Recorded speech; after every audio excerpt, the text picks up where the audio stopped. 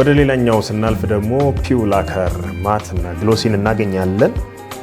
ፒው ሳንዲንግ ሴለር ከመቀባታችን በፊት በመጀመሪያ ጣውላውን በ3 አያ ብርጭቆ ወረቀት ማለስለስና ማጽዳት አለብን። ቀጥሎ ፈርስት ኮት እንቀባለን። ከዛም በ3 አያ ብርጭቆ ወረቀት እናስተካክላለን። አስከትለን ሰከንድ ኮት እንቀባና በብርጭቆ ወረቀት እናለሰልሳለን። ፒው ሳንዲንግ ሴለር እንደ አስፈላጊነቱ 3 ወይም 4 ዙር መቀባትም እንችላለን። ለመጠጫነት ፒው ቲነር ወይም ሃርድነር እንጠቀማለን። ከዛ በተጨማሪ ፒው ላከር ለረጅም ጊዜ በማገልገል ከኤንሲ ላከር የበለጠ ቆይታ አለው። ፒው ላከር ማት ወይም ግሎሲ የምንለው ከእንጨት ለተሰሩ የወለል ንጣፎች፣ የደረጃ ንጣፎች፣ የእንጨት በሮችና መስኮቶች፣ የምግብ ጠረጴዛዎች እንዲሁም እንቅስቃሴ ላይ የበዛባቸው ቦታዎች ይበልጥ ተመራጭ ነው። የአሰራር ቅደም ተከተሉን ወይም ስቴፑን ጠብቀን ከሰራን በመጨረሻ የምናገኘው ውጤት ይህን ይመስላል።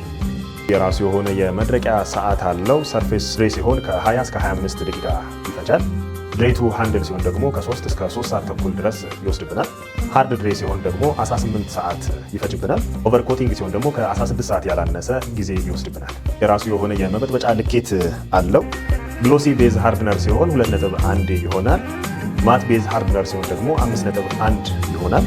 የአስተሻሸግ ይዘቱ በ1 ሊትር እና በ4 ሊትር አማራጮች የቀረበ ሲሆን አስፈላጊ ከሆነ በ200 ሊትር ወይም ደግሞ በበርሜል ሰፋ ላሉ ካምፓኒዎችና ፋብሪካዎች ሊቀርብ ይችላል። አባይ ኤስዲ ቀለም ሁሉንም በጥራት። ስለ ምርትና አገልግሎታችን የበለጠ መረጃን ለማግኘት የዩቲዩብ ፔጃችንን ይከታተሉ።